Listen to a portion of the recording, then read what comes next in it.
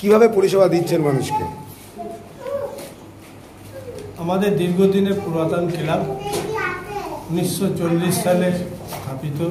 রাজনৈতিক দলের লোক তো করছি, প্লাস আমরা যদি একটা ক্লাবের তরফ থেকে করি যে কীরকম হয়, যে আলোচনা করে তখন আমরা এই ফর্ম ফিল আপের উদ্যোগ নিই। আমি প্রতিটা বাড়ি বাড়ি যাই, প্রতিটা এলাকায় 400 ঘরের আমাদের বসবাস, সবাই আমাকে কম বেশি চেনে। এখনও আজকেও বেশ কিছু বাড়িতে গিয়েছি কোন কোন এলাকায়, যে তোমরা ফর্ম ফিল আপ করেছো কি না, যদি বাকি থাকে আমাদের ক্লাব প্রাঙ্গণে এসে যোগাযোগ করবে, আমরা অবশ্যই এটা করব। আপনাদের ক্লাব থেকে এসআর ফর্ম ফিল আপের উদ্যোগ নিয়েছেন, এই প্রথম, কি বলবেন? আমাদের ক্লাব থেকে শুধু এসআইয়ের বলে নয়, এর আগেও যখন কোনো সরকারি কোনো নির্দেশিকা এসছে বা আমাদের পাড়ার কোনো সমস্যা, আমরা সবসময় আমাদের ক্লাব শান্তিপুর মুসলিম ইউনিয়ন ক্লাব, আমাদের ক্লাব অনেক পুরনো ক্লাব, 1940 সালে স্থাপিত। ক্লাবের অনেক বড় হিস্ট্রি আছে।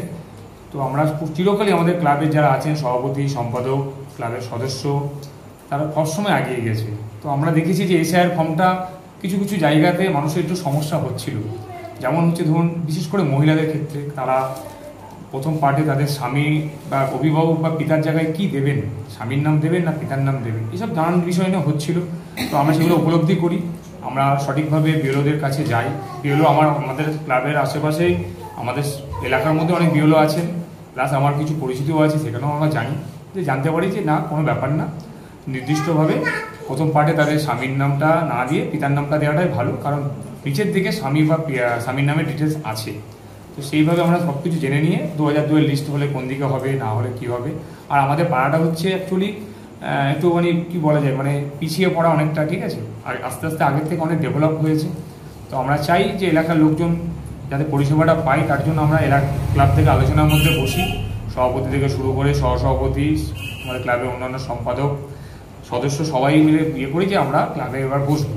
আমরা ছুটির দিনগুলোতে শনি রবিবার করে আমরা দিনের বেলাতেও বসেছি। পুরো প্রথম দিন থেকে আমরা এসআইয়ের ফর্ম ফিল আপ করছি। এবার কোনো কারণে সেটা আমাদের এখানে সবই খেটে খাওয়া মানুষের বেশি বসবাস, তো সেই হিসাবে সেটা জানাজানি হয়নি। তো আপনারা কোনো কারণে জানতে পেরেছেন, এসছেন। দেখুন, রাজনৈতিক দল নানানভাবে সব জায়গায় করছে, আর আমরা তো রাজনীতির সাথে তো জড়িত আছি, কিন্তু ব্যাপারটা হচ্ছে আমাদের ক্লাব যেটা আমাদের এখানে সমাজ ব্যবস্থা এখনও আছে। আমরা ক্লাব থেকে কোনো ভাই ভাই অশান্তি হোক বা কোনো জমি জায়গা নিয়ে বা যে কোনো সমাধানে আমরা এগিয়ে আসি। তো এটা আমাদের নৈতিক কর্তব্যের মধ্যে পড়ে, আমাদের এলাকাবাসীর সুবিধার জন্য। তো আমাদের সভাপতি প্রথমে উদ্যোগটা নেয়, সব রকম পরিষেবা দিয়ে আমরা মানুষের যতটা পারছি আমরা ফর্মটা ফিল আপ করে দিয়ে তাদের উপকৃত করার চেষ্টা করছি। এই যে এসএল ফর্ম ফিল আপ করতেছেন, তা কতটা সুবিধা হচ্ছে আপনাদের? আমাদের খুব ভালোই সুবিধা হচ্ছে, মানে কোথাও যেতে হচ্ছে না, এখানেই আমাদের করতে হচ্ছে। এই ক্লাবের উদ্যোগকে আপনারা কি জানাচ্ছেন? এই যে ক্লাবের ছেলেপেলেরা উদ্যোগ নিয়েছে, কি জানাবেন তাদের? একটু ধন্যবাদ তো জানানো দরকার। ধন্যবাদ। আপনার নাম কি? না, আমার নাম মর্জিনা বেবি শেখ।